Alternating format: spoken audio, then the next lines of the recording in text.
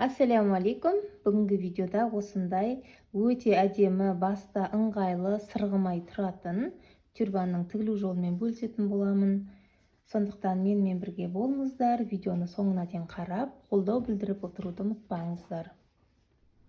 Бұндай тюрбандарды әртүрлі матадан тігуге болады. Мен бүгін осындай креп матасынан тігемін. Вискоза, әртүрлі трикотаж, жұқа маталардан да, шолптардан да тіксеңіздер өте әдемі болады. Және осындай бізге 2 сантиметрлік резинка, бұның ұзындығы 12 сантиметр, және осындай жіңішке 1 сантиметрлік, 0,5 сантиметрлік осындай резинка қажет болады. Бұның ұзындығы 30 сантиметр. Енді мен бірден матаға сызатын боламын. Сіздер алдын ала лекалаға сызып алсаңыздар, мен совет берем лекалаға сызып алуды. Келесіде сол лекалаңызды бастырып, бірден тіге беретін боласыз, уақытыңызды үнемдейсіз. Мінекей, матамызды мен креп матасын алдым. Теріс жағынан осылай 2-ге бүктедім. Міне, 2-ге бүктеп алдым. Биіктігін 28 сантиметр қылып аламыз.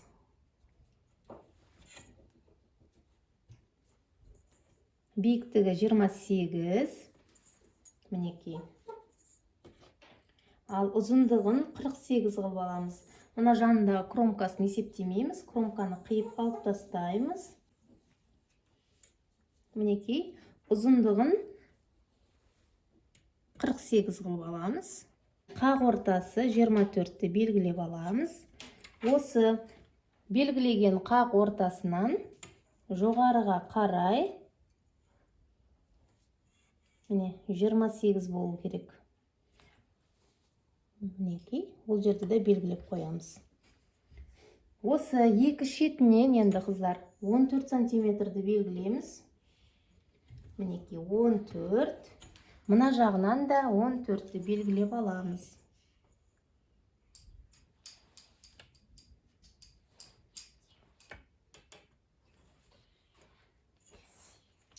Енді осы 14 пен мына 14-тің арасын осылай доғал етіп, сызып,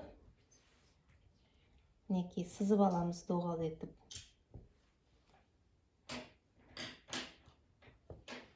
Осы аралықты қиып аламыз. Кромкасын алып тастаймыз.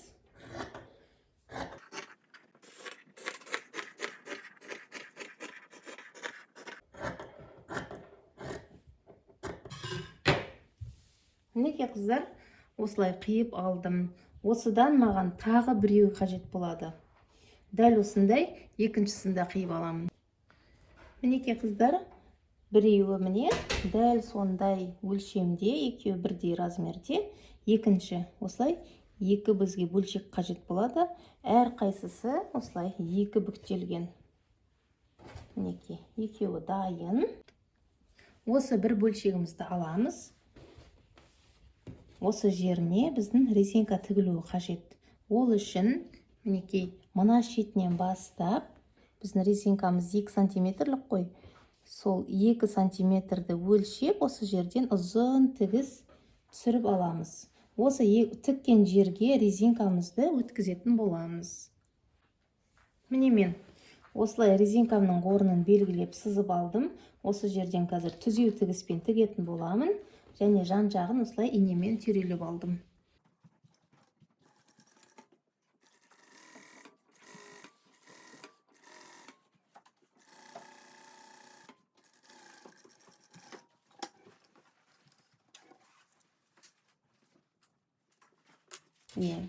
Түйреуіштің көмегімен резинкамызды өткізіп аламыз.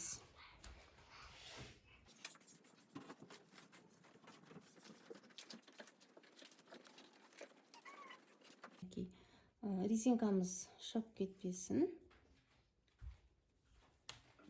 1-2 тігіс жүргіземіз.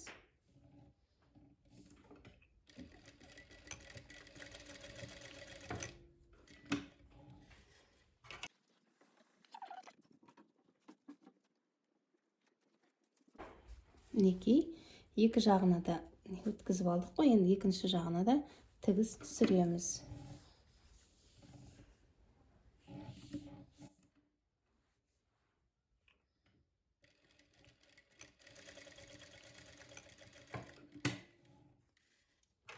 Тартып, жиырылған жерлерін біркелкі қылып аламыз.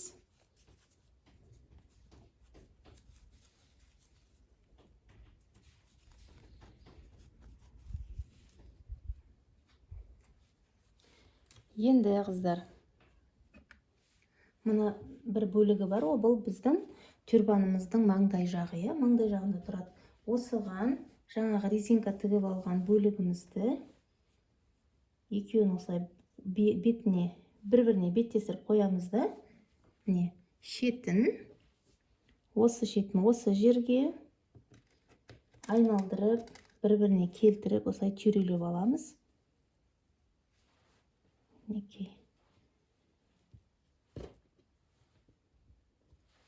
Мынау бізде екі қабатынан жатыр, жылжып кетпесін. Мінекей барлығын бір-біріне келтіріп, мына инелерді алып тастасақ болады, бізге қажеті жоқ енді.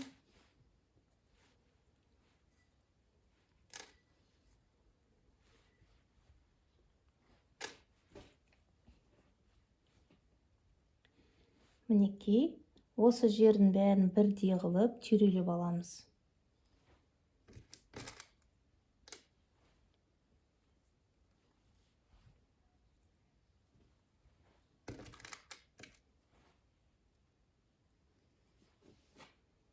Міне, бәрін келтіріп, осылай.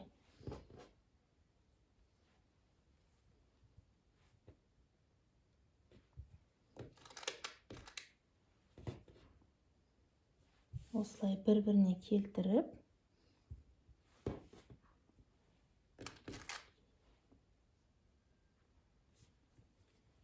мына шетіне дейін осылай түйрелеп аламыз.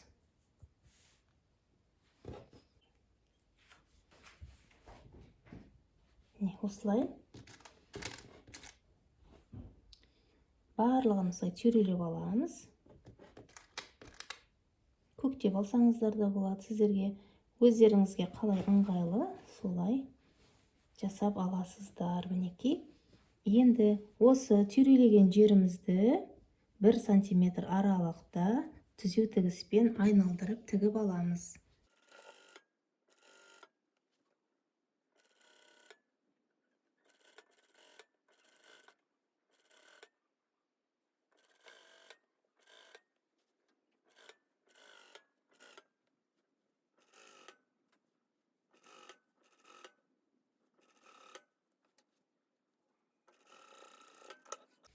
Мен айналдырып тігіп алдым. Енді оверлогыңыз болса, осы айналасын оверлоктап аламыз. Болмаса, зигзаг тігіспен тігіп аламыз. Сол кезде матамыз сетінемейді, ішкі көрінісі, ішкі жағы тюрбанымыздың әдемі болып тұрады. Мен оверлоктап алдым, сіздер зигзагтап алсаңыздар болады. Енді осы ұзын резинкамыз бар ғой, соны осы жерге, міне, оверлок пен түзеу тігістің ортасына осылай тартып отырып, тігіп шығамыз, осылай айналдырып, осы жағына дейін. Мына жердегі резинкаға жеткізбеймін, осы тігістің астынан бастап бірінші закрепка беремін.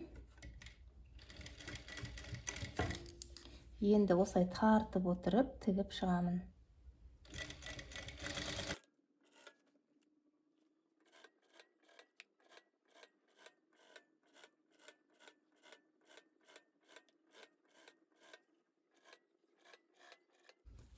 Бұл жерді қолмен көктеп тігуге де болады, негізінде. Резинка салмай-ақ, қолмен тартып отырып көктеуге болады. Маған резинка салған ұнайды. Мына оверлоктың жібін ішіне қарай былай өткізіп, мына жерді жатқызып, тігіс түсіремін. Осы жерден кішкене тігіс түсіремін. Мына біздің тігісіміз осылай жату керек. Екі жағынан да.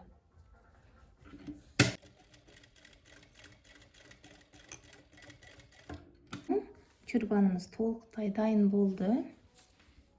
Мынау бізде шаш тұратын жағымыз. алдыңғы жағы.